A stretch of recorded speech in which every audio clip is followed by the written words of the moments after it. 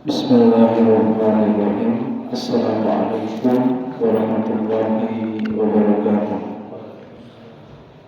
Innal hamdalillah nahmaduhu wa nasta'inuhu wa nastaghfiruh wa na'udzu billahi min shururi anfusina wa min sayyiati a'malina. May yahdihillahu fala mudilla lahu wa may yudlil fala hadiya lahu. Asyhadu an la ilaha illallah wahdahu la syarika lahu wa asyhadu anna Muhammadan abduhu wa rasuluh. Allah ta'ala berfirman minasyaitonir rajim. Bismillahirrahmanirrahim. Ya ayyuhalladzina amanu taqullaha haqqa tuqatih wa la tamutunna illa wa antum muslimun. Rasulullah sallallahu alaihi wasallam, kullukum ra'in wa kullukum mas'ulun an ra'iyatihi. Memuji puji dan syukur senantiasa marilah kita panjatkan kehadirat Allah Subhanahu wa taala atas segala curahan nikmat dan karunia-Nya. Alhamdulillah pada malam hari ini saya dapat bermajelis ilmu untuk mengkaji tentang tugas ayah terkait parenting, terkait pendidikan dan pengasuhan anak, tanggung jawab sebagai apa? Ayah khususnya. Orang tua pada umumnya laki-laki dan perempuan, ayah dan ibu.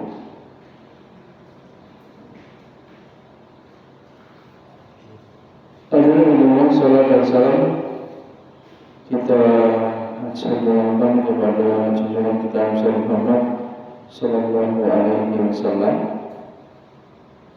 pada beliau, sahabat tabi'in, tabi'ut tabi'in, dan kita semua umatnya yang istiqomah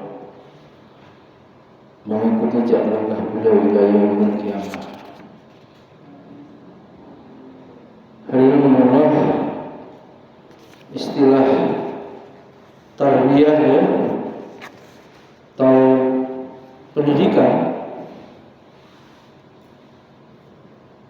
sering itu dimaknai sebagai konsep pendidikan. Tarbiyah itu dimaknai apa? Pendidikan. Sebenarnya dalam konteks diskursus atau diskusi yang mendalam, kajian-kajian tentang istilah nanti yang ada dalam pendidikan Islam, ada istilah tarbiyah, ta'dib dan taklim. Ada istilah apa? Tarbiyah, ta'dib dan taklim. Ada juga tazkiyah, pensucian. Bahwa tarbiyah itu dimaknai pendidikan. Namun demikian yang pas salah satu pendapat itu menerjemahkan begini. Apa itu? Tarbiyah itu sebetulnya pengasuhan. Coba antum tasrif itu, robba yarubbu itu, tarbiyatan. Apa? Pemilik kan? Rob, pemilik yang juga pengasuh, gitu loh. Rabbud dar, pemilik apa itu? Dar. Rabbul ibil, pemilik unta. Rabbul alamin, pemilik apa? Alam. Rabbud dar ini pemilik rumah. Jadi bagaimana itu? tarbiyah itu lebih pada pengasuhan sesungguhnya, bukan pendidikan. Nah ini kalau antum mau kaji ya, apa pendapat ahli pendidikan ya.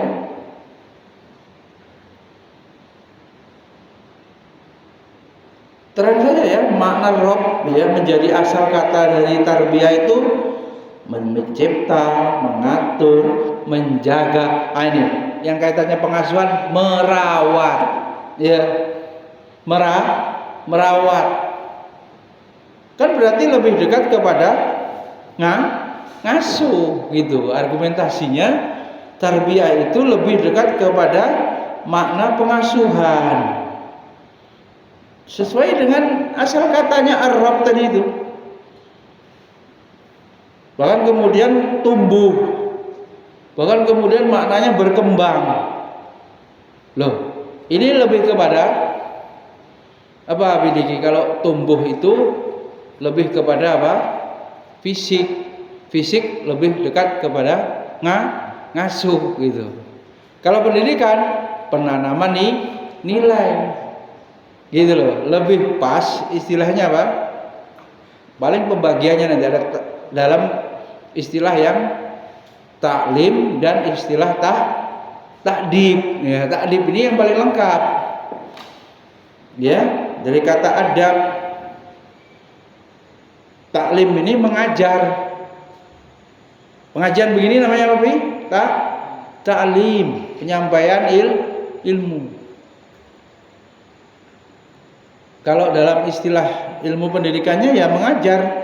Ada mengajar, ada mengasuh, ada mendidik. Nah ini coba santri pastikan tuntas memahami istilah-istilah pendidikan atau ta'rif yang termasuk diperdebatkan ya. Secara pribadi kalau ditanya, tarbiyah itu lebih dekat kepada pengasuhan dan dia lebih umum. Sehingga kalau pendidikan diistilahkan dengan tarbiyah itu luas sekali.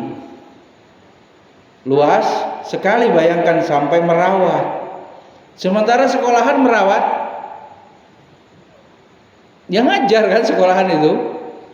Fakultas tarbiyah melahirkan guru, guru-gurunya ngajar di sekolah-sekolah. Dia sampai pada membimbing sulit, sampai pada mengasuh yang enggak. Yang mengasuh biasanya di pesantren, itu pun pengasuh. Beda dengan pengajar di kelas kan? Atau orangnya sama tapi fungsinya. Kalau dia masuk kelas dia mengajar, gitu.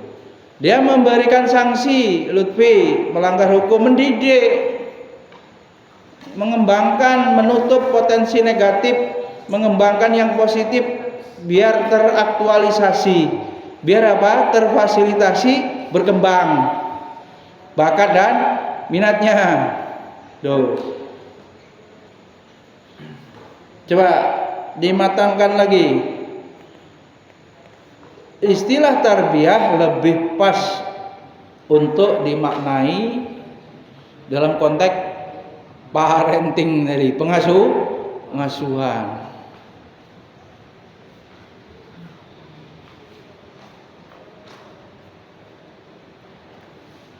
Alhamdulillah, dalam konteks orang tua, ya, gimana dong? Orang tua itu harus apa mendampingi ya Nabi, catat nih. Orang tua berarti harus mendampingi dan membersamai anaknya, hadir dalam proses fase tahapan-tahapan perkembangan anaknya sendiri ya, anak kandungnya ini. Sekaligus mengingatkan bahwa tugas orang tua bukan guru di sekolah. Nih, Jadi tarbiyah tadi luas sekali ya, merawat, menjaga, ya, menumbuh kembangkan hingga selesai proses pertumbuhan dan perkembangan. Dalam konteks orang tua, proses ini berarti mendampingi dan membersamai anak hingga dewasa. Tarik, membersamai anak hadir. Tidak lama kan? Ada nasihat sekaligus apa bedanya? Nyindir ya. Yatim piatu. Bagaimana itu? Sesungguhnya orang atau anak yang orang tuanya tidak mendidik itu seperti anak yang yatim piatu. Bapaknya, ibunya ada hidup, tapi tidak mendidiknya, tidak mengajarkan adibuhum, tidak mengajarkan adab, tidak mengajarkan alimuhum ilmu. Jauh dari kewajibannya yang ditetapkan syariat ini.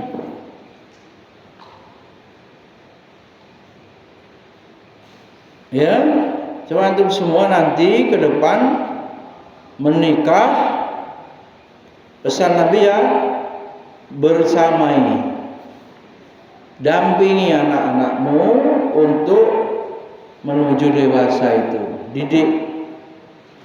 Apa ada guru yang ikhlasnya melebihi orang tua kandung? Sulit ya, Bi. Pastilah orang tua itu yang dia standar normal ya berpikirnya, ilmunya, seberapapun kesalahan anaknya itu, orang tua mudah sekali apa?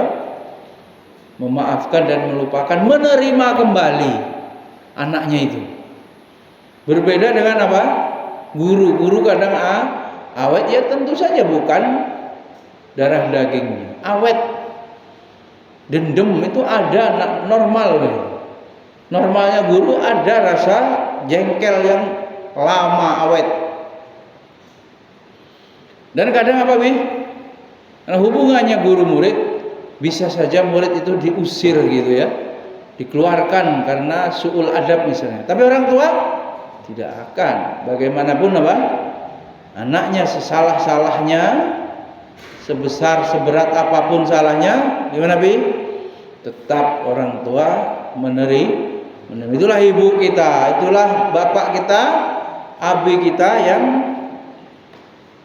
sangat setia apa ya, sangat bertanggung jawab, fitrahnya begitu. Sungguhnya harusnya begitu.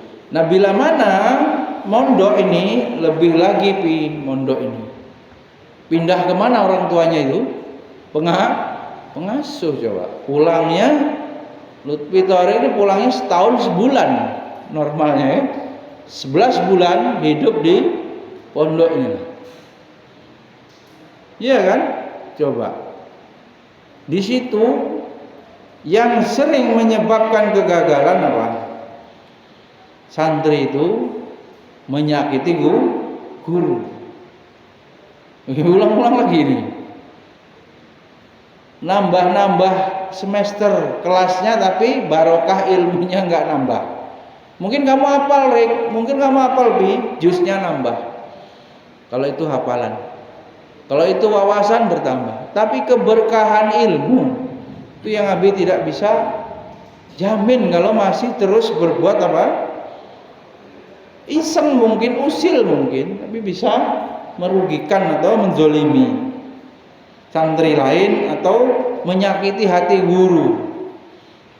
Gurunya kan banyak, pelajarannya banyak, gurunya banyak, dijaga.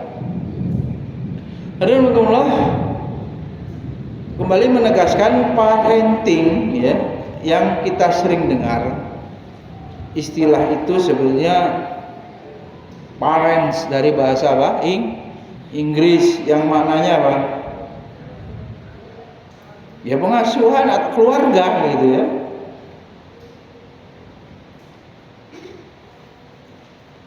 Nah, pengasuhan yang dilakukan oleh orang tua dalam istilah sekarang disebut parenting, ngasuh itu.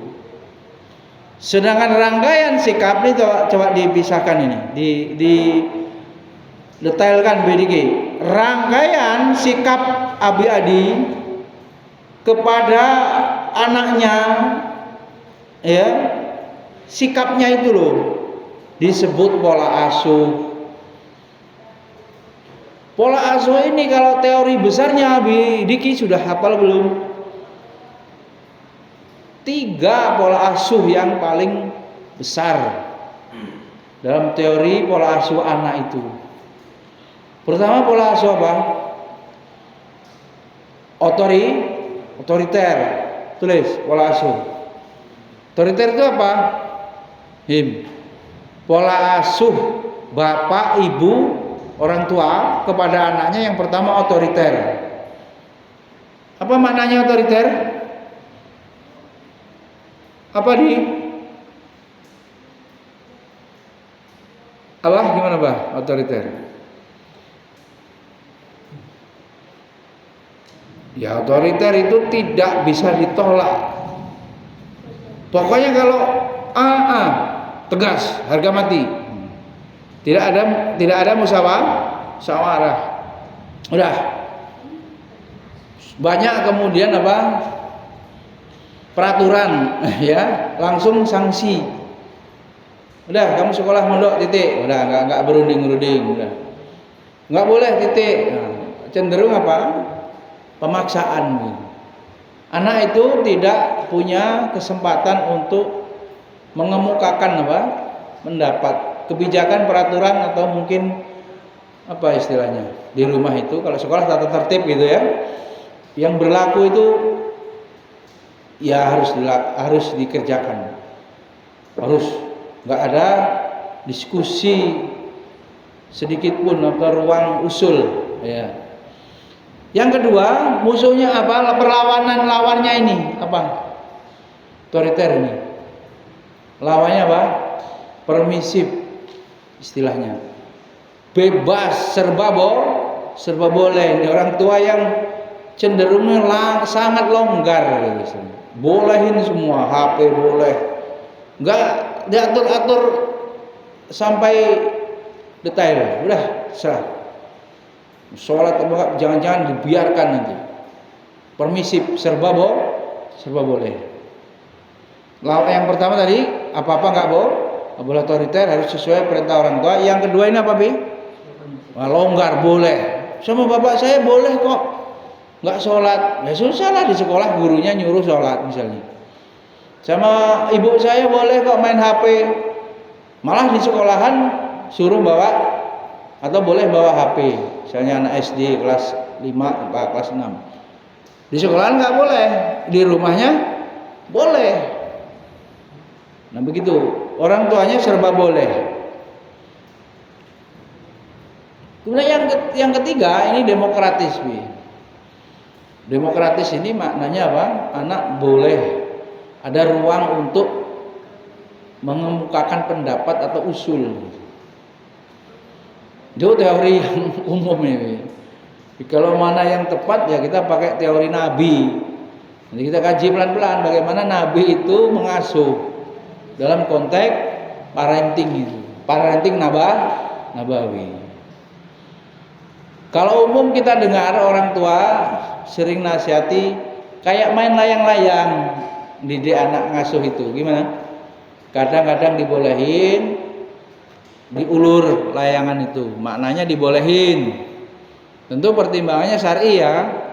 Kalau dibolehin itu tidak melanggar hukum agama, tidak melanggar yang haram, tidak nerjang yang haram.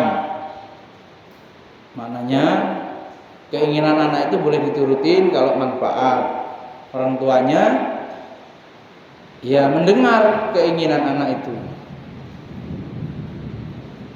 Yang main layangan itu juga tidak selalu diulur kalau diulur gimana? Terus ya lama-lama juga bisa putus juga itu.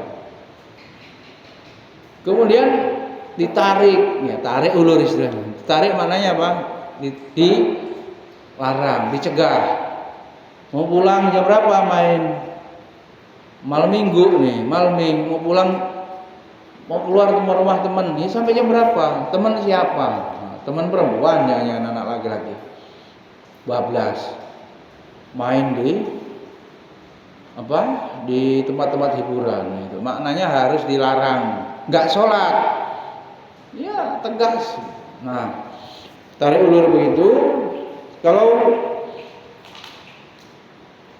lihat sih kan gitu, seorang tua harus punya hikmah, ya, dan kebijaksanaan dalam memutuskan mendidik anaknya itu, kebijakannya itu. Nah, apa-apa itu, ya, ini worldview-nya Abidiki, apa-apa itu berdasarkan ilmu. Pemikiran itu dari ilmunya. Nah, dia kalau tidak punya ilmu cara mengasuh, ya kebijakan keputusannya yang harusnya dilarang dibiarkan. Yang harusnya diberikan kesempatan, boleh nggak anak ini nggak belajar matematika? Udah SMP nih, udah tahu duit, udah tahu dasar-dasar. Boleh nggak? Ya boleh, karena itu fardu kifayah, tidak fardu ain, dipaksa. Ya tetap nggak bisa kan begitu. Di situ orang tua memaksa. Apakah anak? Coba bayangin sebentar saja itu, Pi. Semua pelajaran nilainya harus bagus, Pi. Menurut Islam, fastabiqul khairat kalau mampu kan begitu. Maksudnya, ya silahkan kalau matematika bagus, menghafal bagus, sains bagus kan begitu, ilmu sosial bagus kalau mampu. Tapi apa? Iya semua mampu? Tidak, pasti ada kecenderungan dominan mana. Maka orang tua bagaimana? Tidak boleh memaksakan. Jadi kebijaksanaan ilmu masuk dalam memutuskan. Wong gurunya saja, berapa Bi gurumu Bi? Kuliahnya jurusannya sesuai dengan ngajarnya kan, harusnya kan. Jadi guru bahasa Indonesia sendiri, guru bahasa Inggris beda lagi, guru apa lagi? Semua pelajaran mungkin ada 20-an. Beda nggak gurunya, prodinya? Beda. Maka santrinya wajar saja kalau tidak menguasai, wong gurunya pun spesialisasinya, keilmuannya beda-beda. Tapi kalau antum ini dipaksa menghafal, boleh nggak Bi? Boleh. Untuk apa? Fardu ain tadi.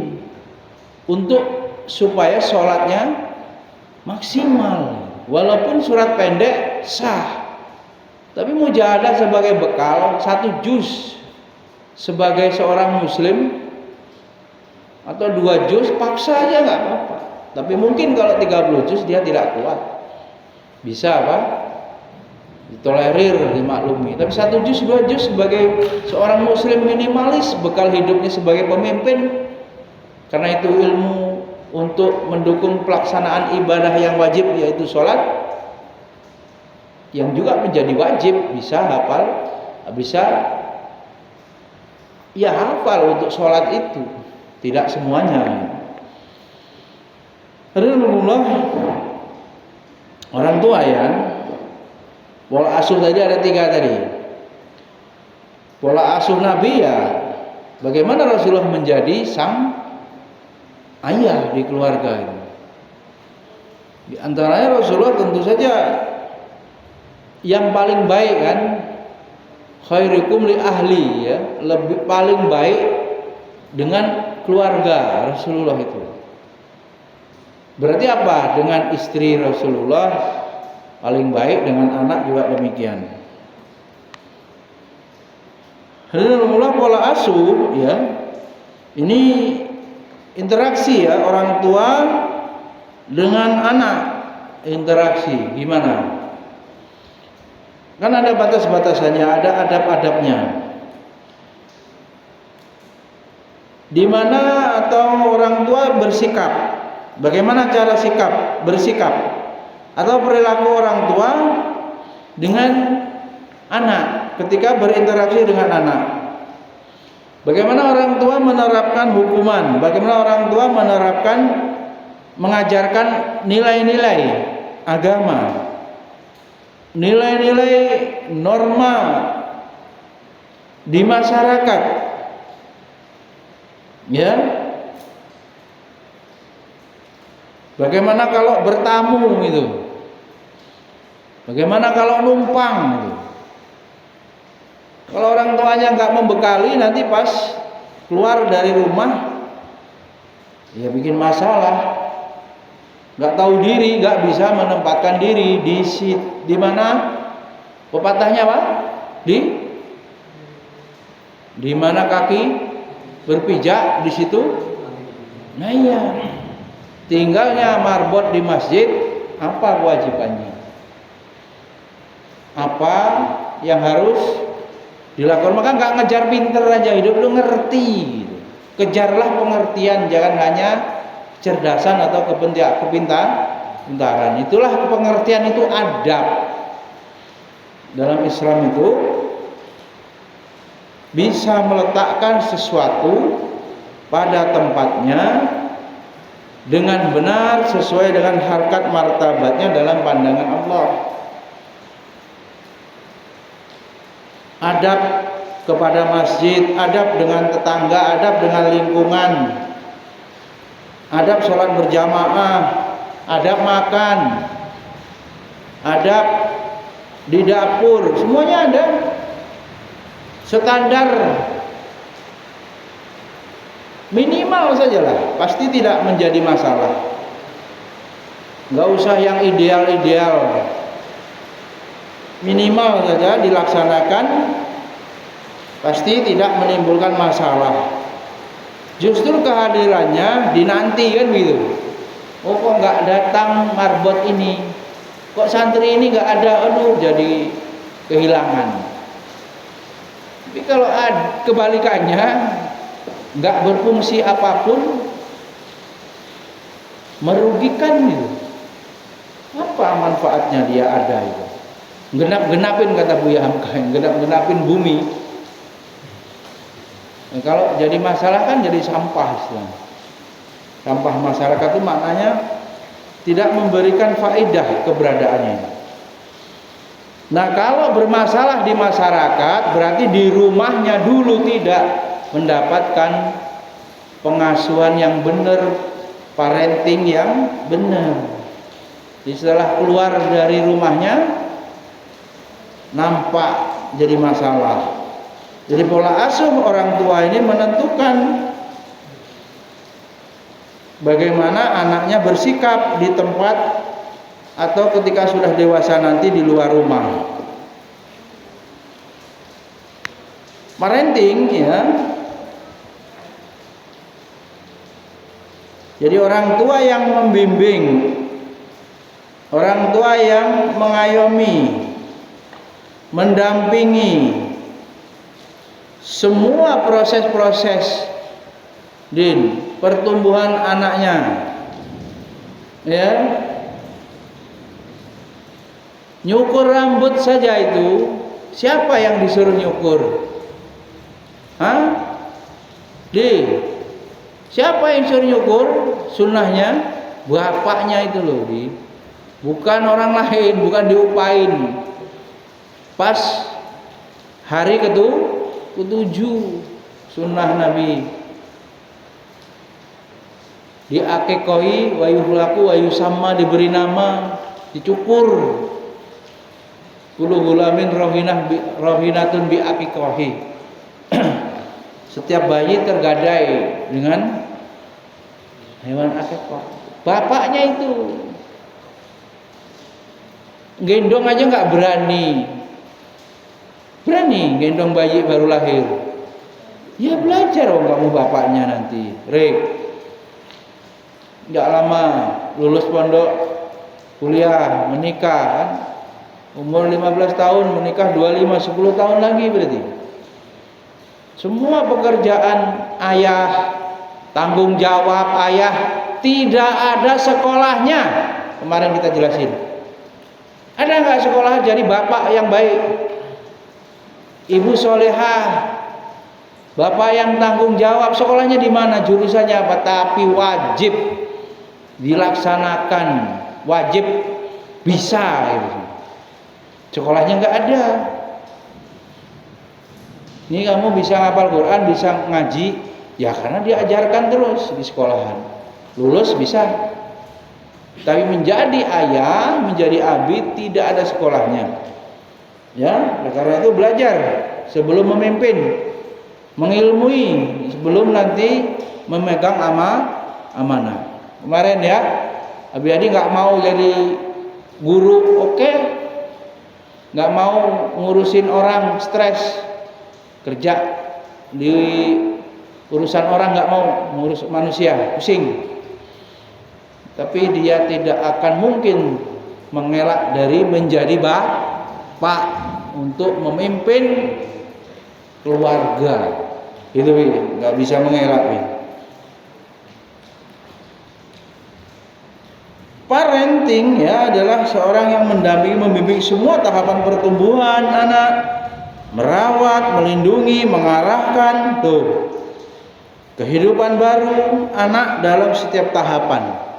Nanti bisa dikembangkan lagi di tugas-tugas perkembangan. Ya, psikologi perkembangan perlu dipelajari itu.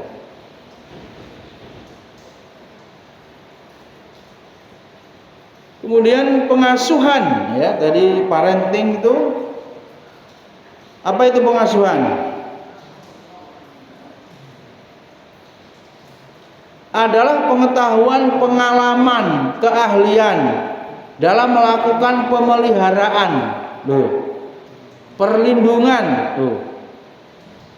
Ini bapak nih tanggung jawab melindungi nih. Pemberian kasih sayang dan pengarahan kepada anak.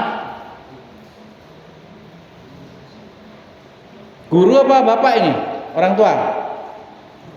Orang tua. Guru itu orang kerja, ya kan? Guru itu memilih, negara memberikan status undang-undang guru dan dosen profesi, karir.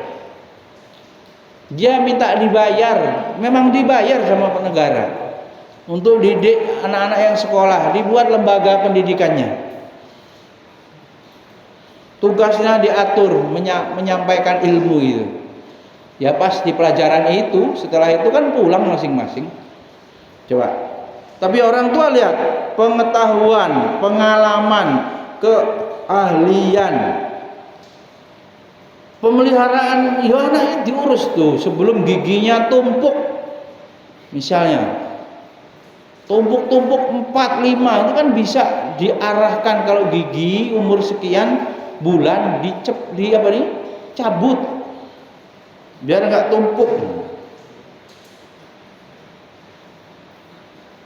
Perlindungan, pemberian kasih sayang ya diurus. Itu sampai ada sahabat yang nggak pernah nyium anaknya, ya disuruh nyium. Dikisahkannya orang tua ini nggak sayang gitu. Kemudian diarahkan nih, kalau pohon-pohon itu dibiarkan, dia akan kemana itu? Arah batangnya itu mengikuti matahari. Otomatis ya kemana matahari itu, bisa bengkok sendiri nih. Ini anak manusia, kemana dia akan mengarahkan dirinya, hawa nafsunya? Kemana itu? Kalau tidak dididik dengan agama, kalau tidak diajari ilmu agama, kalau tidak diajari norma-norma, bahkan di Quran ditetapkan inna nafsa la'amaratun bisu, dia akan memperturutkan hawa nafsu, yang mana hawa nafsu salah satunya memerintahkan berbuat dosa. Berbuat apa? Dosa. Berarti apa? Bahaya anak-anak itu kalau tidak diarahkan kepada jalan yang lurus, jalan yang benar, dia menyimpang. Ini tabiatnya begitu. Lah pengasuhan itu isinya apa? Bentuk tulis nih. Perbuatan atau perilakunya apa? Melindungi anak. Nih, Abi-adi yang mau nikah, ya buatin rumah. Kalau sudah menikah itu anaknya supaya ada rumah. Memberikan perumahan ini kan, pakaian, makanan, pakai ilmu, gizi, mana makanan yang sehat, mana yang mengandung vitamin. Merawat anak ini bukan hanya ibunya nih, ini semakin ya itu Bunda Eli psikolog, media terbaik bermain anak-anak itu adalah kulit bapaknya. Dia kalau naik punggung bapaknya minta dipangku bermain, itu yang lebih atau paling baik dibandingkan mainan-mainan yang dibeli itu. Apa itu yang di mall itu? Apa? Temzone apa? Macam-macam permainan lebih membangun apa nih? Hubungan emosional akan terbangun, ikatan itu bila kulit anak itu bersentuhan dengan bapaknya, bermain gitu loh. Ada yang disuruh nginjek-nginjek, ya kan? Orang tua dulu suruh apa? Dipanggul gitu ya. Digendong double depan belakang. Ya. Dinaik-naikin anaknya. Rasulullah juga sholat cucu beliau kan? Naik ya. Nah itu boleh bermain, mandiin ya. Mandiin. Dia mengajarkan cara buang air besar, air kecil, orang tua. Diurus kalau sakit ya, diperhatikan, dirawat. Berikan kasih sayang dan perhatian pada anak. Ya ditanya loh. Pelajaran itu ditanya kalau yang enggak mondok tuh. Kalau mondok berarti ditanya, abi-abi ini nanyain pelajaran bagaimana, sulit, kendalanya apa. Ada mungkin belajar kelompok, Erik, nggak bisa sama gurunya, belum paham, waktunya habis, tanya. Diperhatikan, berinteraksi dengan anak dan memberikan stimulasi kepadanya serta memberikan kemampuan sosialisasi dengan budayanya. Bagaimana kalau bertetangga masuk, Anda nggak pernah lihat baru masuk bertamu, masuk ke dalam ruang tengah, buka kulkas. Anak-anak sering gitu. Orang berobat ya nggak mesti orang mau sekolah ya. Berobat, yang diobatin satu, tapi anak dibawa, keluarganya lengkap, anaknya nggak mau diem, masuk karena bukan pintu, hordeng aja masuk, ternyata buka kulkas, ngambil, dikiranya di rumahnya sendiri. Kebiasaan begitu. Berarti apa? Adab bertamu anak harus diajarkan, sosialisasi di rumah orang bagaimana. Bertamu itu bagaimana?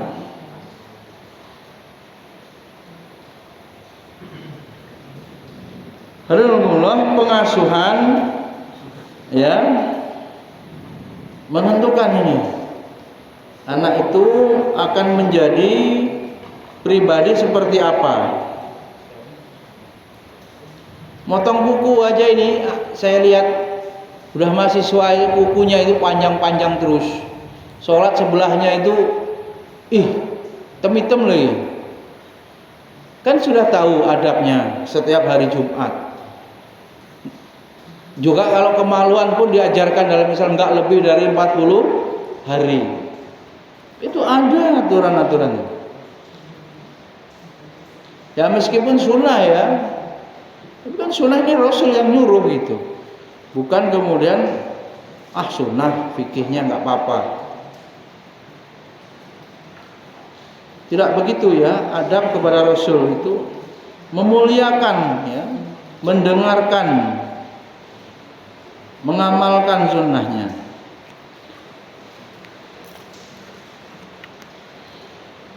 Kemudian parenting ini dalam prakteknya ada 3 bentuk, Wi.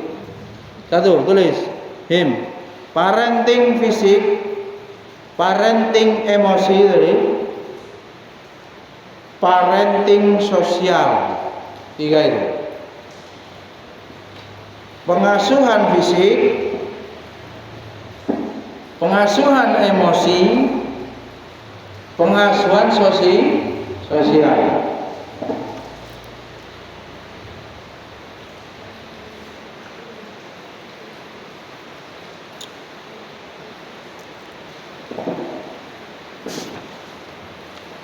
Apa itu pengasuhan fisik? Catat, mencakup semua aktivitas yang bertujuan agar anak dapat bertahan hidup. Ya. Ya makan, ya mandi, ya. Kebersihannya, kasurnya him, kalau ngompol him, pampers diganti. Yang berhubungan dengan fisik, rambutnya dicukur, kupingnya dibersihkan, kukunya dipotong, kan begitu. Sesuatu yang fitrah, berhubungan dengan pengasuhan jasmaninya atau badannya, fisiknya. Yang kedua, pengasuhan emosi. Nah ini, apa itu bentuknya? Mendampingi atau pendampingan ketika anak mengalami kejadian-kejadian yang tidak menyenangkan.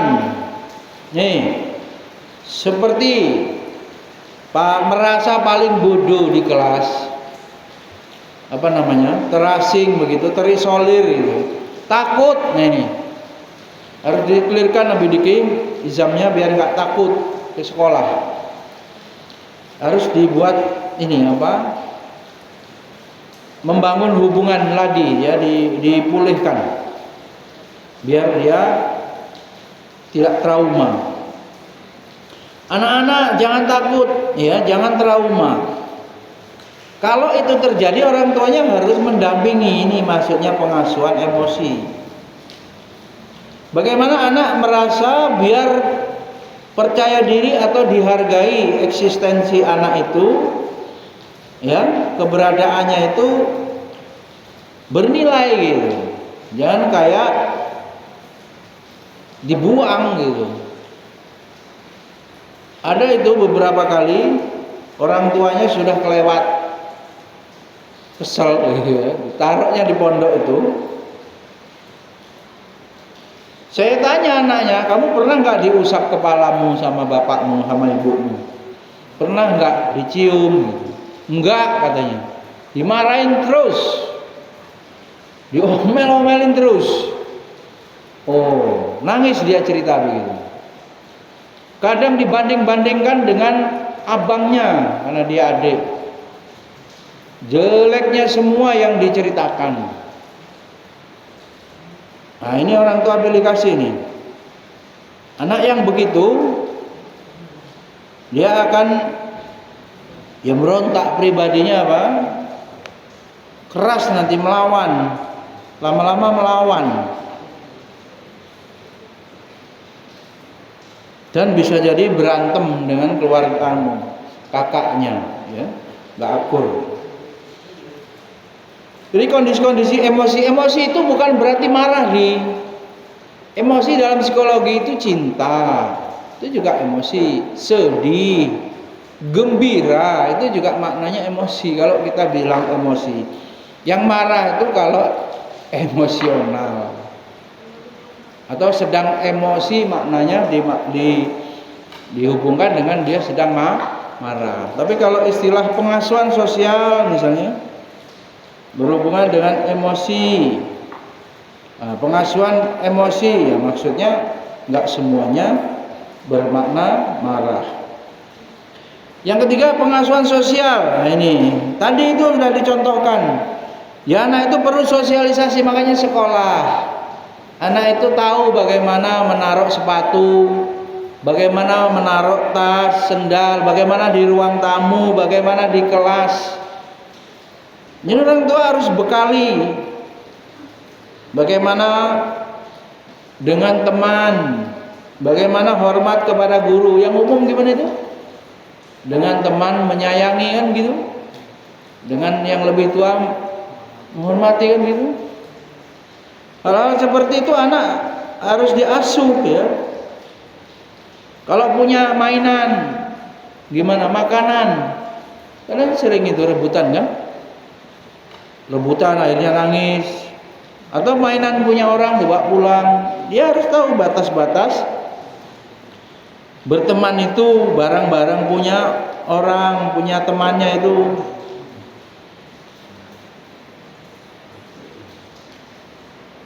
Jadi memberikan bantuan kepada anak untuk dapat terintegrasi, berinteraksi dengan baik di lingkungan. Dan juga membantu mengajarkan anak akan tanggung jawab.